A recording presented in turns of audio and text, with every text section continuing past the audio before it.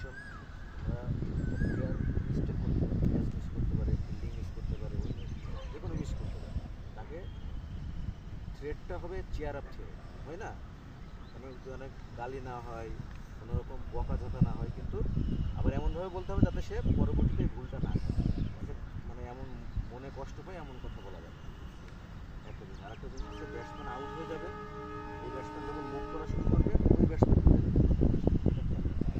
আর তোমাদের যদি কোন ওভারে কোন বোলারের দরকার হয়, স্যারের পারমিশন দরকার হয় বা স্যারের কাছে জিজ্ঞেস করার দরকার হয়, প্রয়োজনে 3 বল আগে জিজ্ঞেস করে দেবে বা ইশারা দিলে, সারা তো রেডিই থাকে, ইশারা দিলে জিজ্ঞেস করে নেবে, তাহলে আমাদের টাইমটা যে ওভারের মাঝখানে ওভার হয়ে গেছে, এখন স্যার কারে দিয়ে বল করামো, টাইমটা চলে যাবে। এই জিনিসগুলো মেনটেন করবো, ওকে? ঠিক আছে, বাউন্ডারি যেটা হবে সেটা বলে দিতে বলুন, কারণ হচ্ছে আমরা যেটা দেখতে পারবো না সেই ক্ষেত্রে কিন্তু প্লেয়ার যেটা বলবে ওটাই, মানে ক্রিকেট ল অনুযায়ী আমরা যেটা দেখতে পারবো না, যেটা দেখবো সেটা তো দিয়ে দিব, আর না দেখতে পেলে যেটা প্লেয়ার বলবো ওই জায়গার প্লেয়ার সেটাই নাই। ঠিক আছে, হেড টেল, হ্যাঁ তুমি খেলবা, ওকে? উপরে থাকা অবস্থায় চাইবা,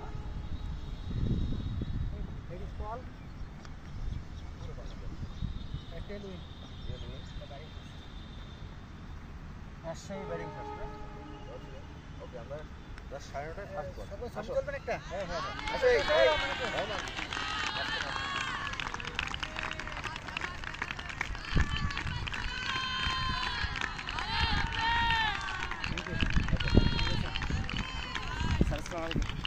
ওয়ালাইকুম আসসালাম। ভিডিও হচ্ছে, তুই কই যাস? ও ভিডিও আছে।